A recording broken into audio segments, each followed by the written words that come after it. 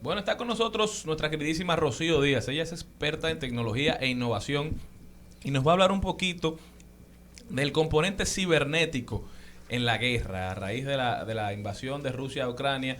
Este matiz de cómo el internet, cómo las redes, cómo digamos la tecnología incide en el nuevo arte de la guerra ha llamado mucho la atención por todo lo que está sucediendo. Y Rocío nos va a explicar un poquito de cómo se ha dado esta dinámica. Rocío, bienvenida. Muchas gracias. Miren, para empezar, seguramente algunos de ustedes han escuchado alguna vez que se dice que si hay una tercera guerra mundial, la misma va a ser más cibernética que otra cosa.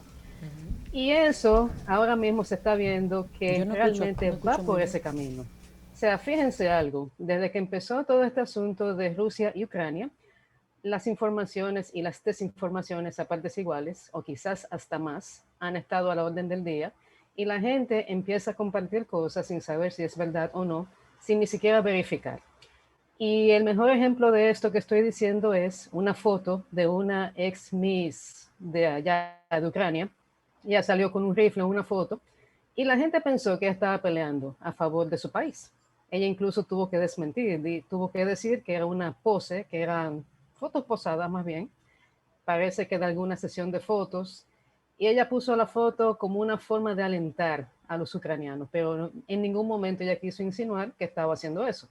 Pero la barrera del idioma y las circunstancias hacen que la gente interprete las cosas a su manera, y ese es quizás uno de los bulos más grandes que ha salido en este conflicto. Eso es para que ustedes vean simplemente.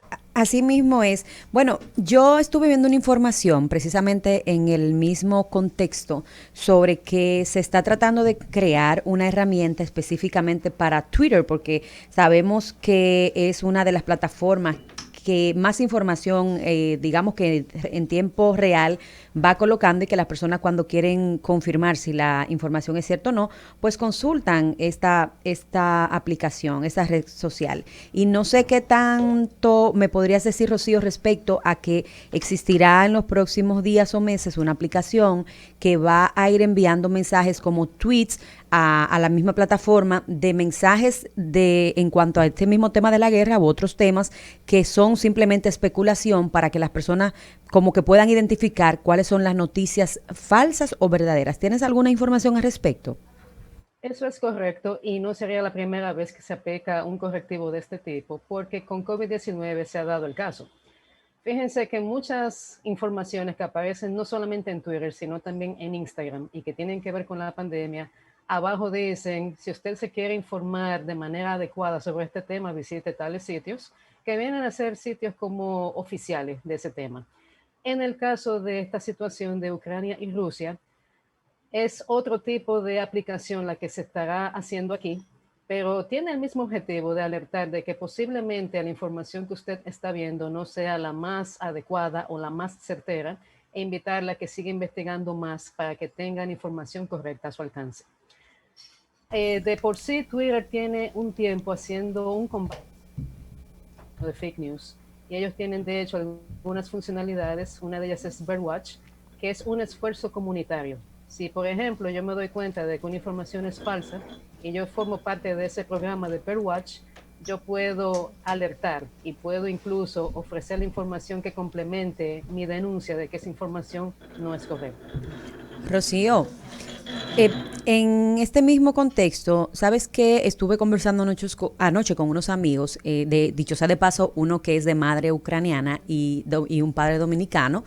Y bueno, hablamos de esta situación de conflicto entre estos dos países y realmente concluimos que específicamente los Estados Unidos ha sido como ese muchachito que lleva el chisme de boca en boca en un aula sin saber la responsabilidad que quizás este tipo de cosas acarrean. Y en ese mismo sentido hablamos de la desinformación porque explicaba un compañero que realmente a veces y más en Estados Unidos se publica una información que es la que ellos quieren que nosotros los países más pequeños que logremos entender. Desde tu punto de vista, ¿cuál es la sugerencia para alguien que entra a una red social, que se preocupa, que se siente ansioso, que se siente incluso preocupado por la situación de que si una posible tercera guerra mundial, que si no, en cuanto a buscar información realmente certera? Si nos puedes, por ejemplo, yo consulto Infobae, que más o menos es una plataforma, digamos, que certera hasta cierto punto. Si tienes alguna otra que no, que tengan ese mismo nivel de credibilidad que nos pueda sugerir, por favor. Mira, en esta situación se dificulta un poco por el idioma, porque estamos hablando de dos países cuyo idioma aquí nosotros no dominamos y a muchísimas partes del mundo les pasa igual. Yo te diría entonces irse a fuentes que sean conocidas. No voy a hablar de CNN porque tiene un estigma bastante fuerte en su contra, pero ciertamente una noticia que venga de un portal que tenga un nombre como Bumblebee, por poner un ejemplo real, eso te indica a ti que, en primer lugar, ¿qué significa eso? En segundo lugar, ¿quién la conoce? Hay una cosa que no ayuda a la causa y es que hay muchas páginas que se presentan como formales y muchas de ellas tienen una parte donde advierten, estos son noticias de relajo, son noticias de mentira, es simplemente entretenimiento. Pero el que no se fija cae en el gancho y cree que está leyendo algo que es legítimo. Entonces yo diría alejarse de ese tipo de páginas que no son conocidas. Por ejemplo, algo de Reuters, que es una agencia sumamente conocida de periodismo, algo de AFP, algo de AP, ese tipo de agencias que tienen años cubriendo este tipo de temas y que no por eso es que sean 100% confiables, pero bueno, digamos que tratan de mantener su reputación. Ese sería el tipo de fuente que uno tiene que seguir, porque los periódicos de esos países, lamentablemente, por el tema del idioma, no son confiables. Uh-huh. Rocío, en el caso de todos los mensajes que ha mandado Anonymous de que va a seguir haciendo de las suyas, sobre todo con la parte rusa, ¿entiendes tú que realmente podrán desarticular toda la parte? Porque entiendo que hay hackers que están trabajando 24 horas y han tenido una contraparte más fuerte, pero ¿podrán desarmar, como tú dices, podrán ganar la guerra los Anonymous? Miren qué ocurre con este tema de ciberataques. Uh-huh. La principal cantidad de hackers se encuentra en Rusia. Los principales hackers vienen de ahí. Fíjense lo que ha pasado con las elecciones de Estados Unidos en más de una ocasión, que viene siendo infiltrado el proceso por hackers rusos, usualmente.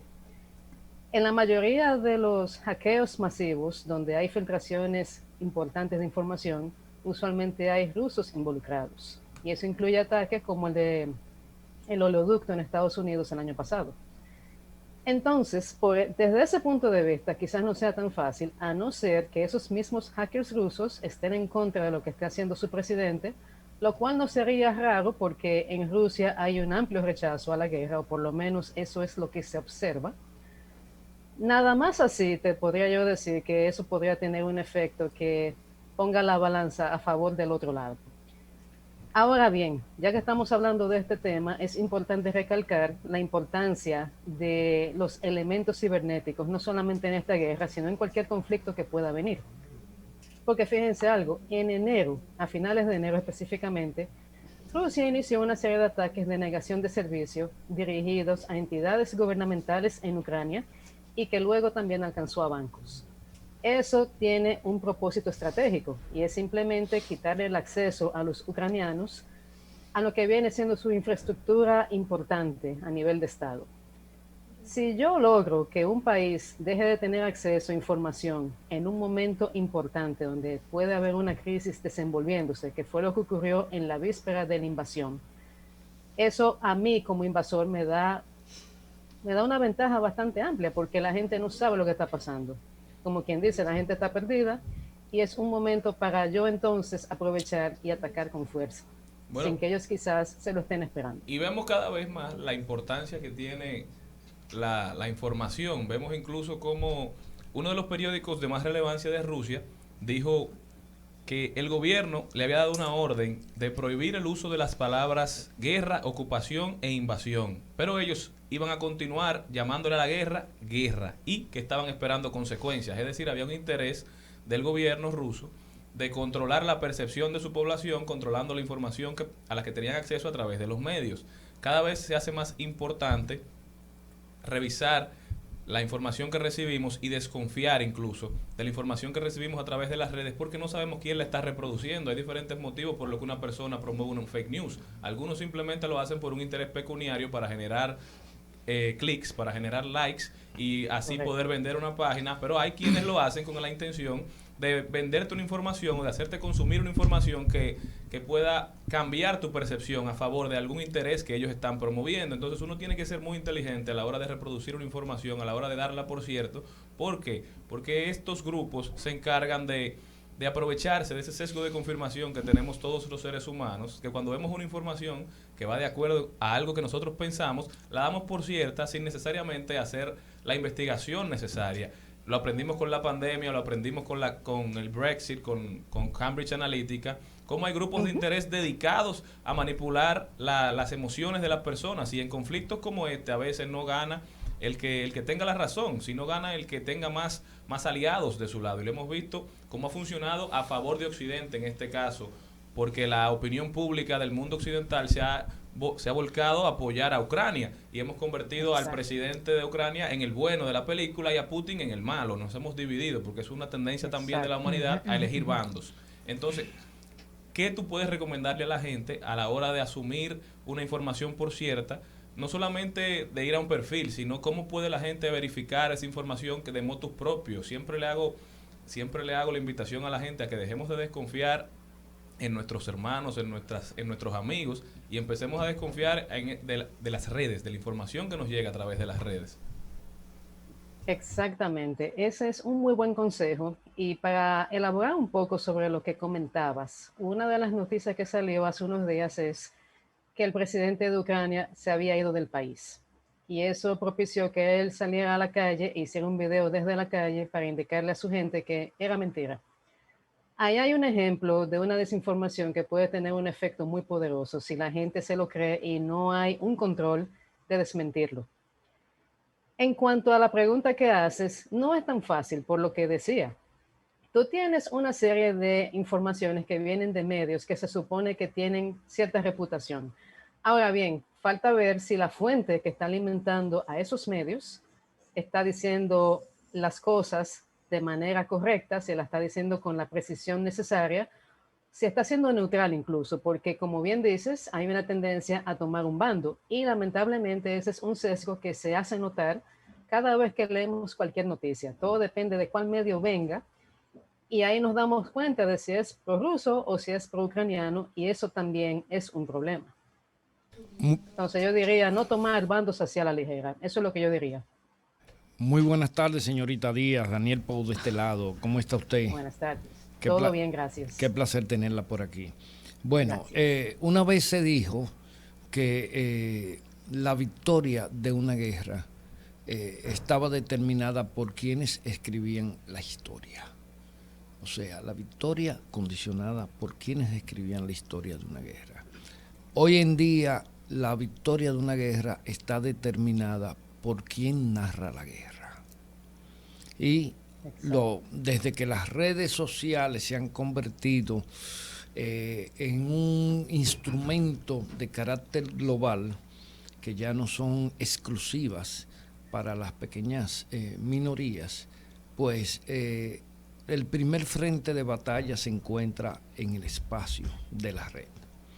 Y no es de extrañar que tengamos tantas informaciones que no se corresponden con la verdad o que tratan de sembrar en el imaginario de la población una percepción interesada tendente a inclinar la balanza hacia un sector u otro. El tema de los bulos es un tema que se está convirtiendo ya en algo que no tan solo causa ruido, sino preocupaciones profundas, porque indiscutiblemente que la percepción del individuo lo lleva a comportarse de una manera y a valorar de una manera determinada cada situación en la medida en que adopta como verdad determinadas informaciones.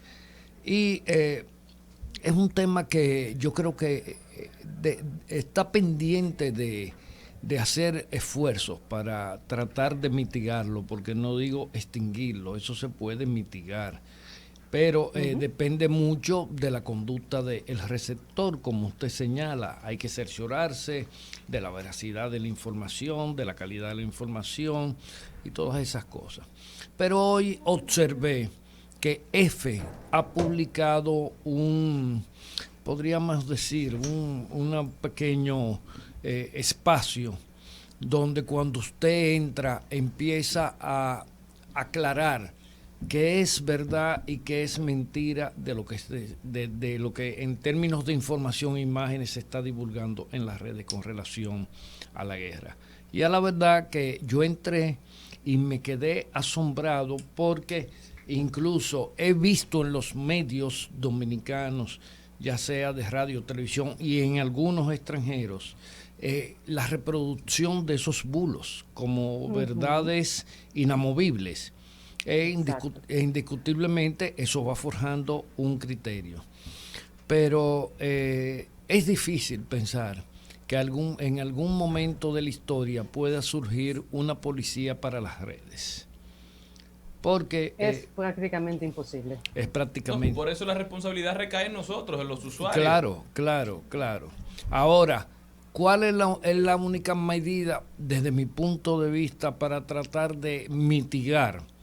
Y vuelvo y reitero el término mitigar, es que los usuarios hagamos un uso consciente y responsable de las redes. Porque muchas veces sospechamos que una información es falsa y la entronizamos en nuestras redes para ganar like o ganar retweets y esas cosas, porque consideramos que eso nos está haciendo más importante y más, podríamos decir, triunfador. Pero eso es un tema que hay que trabajar, Rocío. Rocío, y de manera de cierre ya, ¿qué crees que va a pasar en estos días? ¿Crees que las redes influyan en el destino del conflicto? Ya Rusia ha dicho que aunque tienen conversaciones y están sosteniendo negociaciones con el gobierno ucraniano, los ataques continuarán. ¿Crees que el efecto, que lo que está sucediendo a nivel de percepción, a nivel internacional, los efectos económicos, ¿crees que jugarán un papel importante en la decisión o que simplemente esto es una guerra aparte, al margen y que no tiene ninguna incidencia en lo que está sucediendo? Va a tener algún tipo de incidencia. Yo lo que no creo es que sea algo decisorio por el momento, pero de que va a tener su impacto lo va a tener, porque hay un historial de que las redes, de alguna forma u otra, implican muchos cambios. Y el mejor ejemplo de esto lo vimos con lo de la primavera árabe hace unos años. Lo que pasa es que hay que entender algo, y es que el momento en que sucedió eso de la primavera árabe es muy diferente al momento actual. En ese momento las redes eran un fenómeno más o menos nuevo.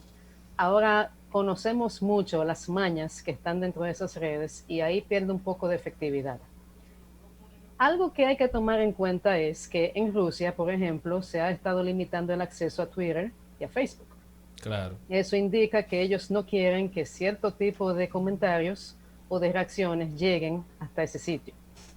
Y es una forma de censura hasta cierto punto. Una forma también de mantener a la población con una información que no es del todo abierta.